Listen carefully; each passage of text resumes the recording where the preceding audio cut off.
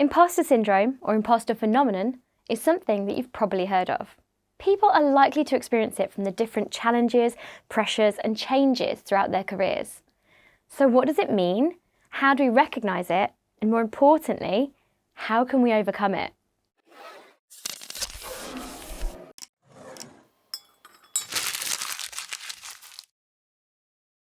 Hi everyone, I'm Natalie from My Progression, and today we're going to explore something that affects so many people, yet often goes unspoken. We're talking about imposter syndrome. Whether you're stepping into your first classroom, taking on more responsibility, or even just reflecting on your career, it's not unusual to feel like a bit of a fraud. But here's the thing, you're not alone. You're not failing, and there are real ways to understand and manage these feelings. So let's unpack what imposter syndrome is, why it shows up, and how to keep it from holding you back. So what exactly is imposter syndrome? Well, in simple terms, it's the feeling that your achievements aren't truly earned, that you're a fake, and it's only a matter of time before someone finds out. The term was first coined by psychologists Dr. Pauline Clance and Dr. Suzanne Imes back in 1978. They studied high-achieving women who struggled to internalise their accomplishments and constantly felt undeserving of success.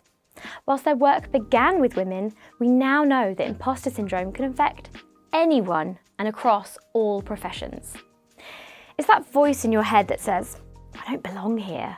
They made a mistake hiring me," or "sooner or later they'll realise I'm not good enough." Sound familiar? You're certainly not alone. A good way to describe it is that your confidence hasn't caught up with your competence yet. So let's break down what imposter syndrome can look like. Sometimes it's obvious, but often it's subtle. Here are some signs that you or someone you know might be experiencing it. Overworking. You might feel like you must do more than everyone else just to prove that you deserve your role. This can lead to burnout and constant pressure. Fear of failure. You avoid taking risks or trying new things because you're terrified that one slip-up will expose you as a fraud. Difficulty accepting praise.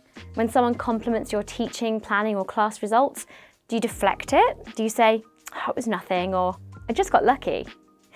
Negative self-talk. You're your own harshest critic. Even when things go well, you focus on what could have gone better. And anxiety during success. Sometimes, even when things are going right, you feel uneasy, as if something bad must be coming. These patterns can become exhausting, and they're not a reflection of your ability. They're symptoms of imposter syndrome. If you know someone who's showing the signs of imposter syndrome, why not send them this video so they can understand their own behaviours and work to overcome the imposter syndrome? And as always, like, subscribe, and click on the bell to keep hearing more from My Progression. Dr. Valerie Young, an expert on imposter syndrome, identified 5 key types, or personas, that people often fall into. Number 1, the perfectionist. If everything isn't 100% perfect, it feels like you're failing. You set unrealistically high standards and feel disappointed even when you achieve a lot. Number 2, the expert. You believe you should know everything already. If you have to ask a question or admit you don't know something, you feel inadequate. You pride yourself on being the person that people come to. Number 3, the natural genius. You think competence should come easily, and if you struggle, you must not be good enough. Learning curves feel like personal flaws. You may give up on a task if you don't see immediate results. Number 4, the soloist. You feel that needing help is a weakness. You'd rather suffer in silence than ask a colleague for support, even when collaboration is the better path. And number 5, the super person. You juggle multiple roles and expect to excel in all of them. Teacher, mentor, planner, leader. But when you fall short in any area, you feel like you're failing altogether. Recognizing your own persona is a really helpful step towards changing it. Now here's an interesting question. Is imposter syndrome always negative? Not necessarily. It's what you do with it. Do you see challenges, or does it drag you down? That little voice that questions you. Sometimes it's your brain trying to check your ego, making sure you stay humble, keep learning, and stay grounded. But if it starts getting loud, and so loud that it stops you from applying for a job, asking for feedback, or taking on a leadership role, then it's holding you back. If the end result is that you feel terrible and you aren't getting any positives, then it's bad. And research supports this too. A study from the International Journal of Behavioural Science found that around 70% of people will experience imposter syndrome at some point in their lives.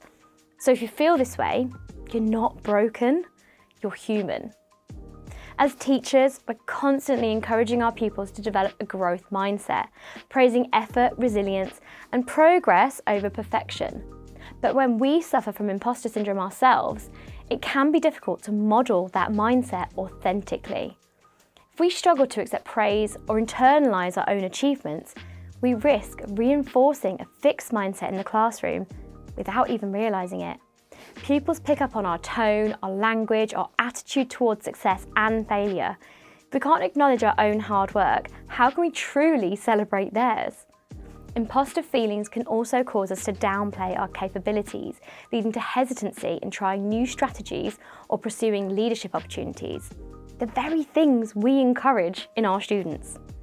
Recognising and managing imposter syndrome isn't just about our own well-being, it's about ensuring we can foster the kind of classroom culture we believe in, one where growth, effort and self-belief are truly valued. So how do we deal with imposter syndrome? Well, here are some strategies that you can start using today. And you've already done the first step, which is to watch this video. Now you know what it is. So name it. Recognise when imposter syndrome is showing up. Instead of saying, I'm a fraud, say, that's imposter syndrome talking. Reframe your thinking. Turn self-doubt into self-awareness. For example, replace, I don't belong here with, I'm learning and growing, and that's what professionals do. Practice self-compassion. Be as kind to yourself as you would be to a friend. Would you tell a colleague, you're not good enough? No, then don't say it to yourself. Reflect on success. Write down your wins, even the small ones. Maybe a lesson went really well or a pupil had a breakthrough. Keeping a positivity log can help remind you of the progress you've made. Talk about it. Open up to trusted colleagues, mentors or friends. You'll be surprised how many people say, wait, you feel that way too? Redefine success. Your version of success might not be flashy or dramatic. It might be building relationships, improving a classroom culture, or just showing up every day and doing your best. That counts. One quote I really admire regarding imposter syndrome comes from clinical psychologist Dr. Jessime Hibbard. She says, the critical thing to remember is that success and confidence are not the same thing. You can be successful and still feel like an imposter. The key is learning to act in spite of that feeling. Supporting others through it, if you're a mentor, leader, or even a colleague, can play a big role in helping others through imposter syndrome. Look out for the behaviours we mentioned before: overworking, fear of failure, difficulty accepting praise, negative self-talk, and anxiety during success. You can support others by normalising these feelings, modelling vulnerability, and creating safe spaces for people to share honestly. Encourage a healthy work-life balance, validate their efforts, and celebrate progress, not perfection. As Dr. Hibbard also puts it, it's not about feeling like an imposter, it's about what you do when you feel that way. Okay, so here's something to reflect on today. Can you remember a time you felt imposter syndrome creeping in? What were the thoughts that came up, and how did you respond? Take a moment to jot that down or share it in the comments if you feel comfortable. You might be surprised at who else relates to your story. Imposter syndrome doesn't mean you're not capable. It just means you're human. And often it's a sign that you do care deeply about what you do. The key is to notice those feelings, understand where they come from, and then take action in spite of them.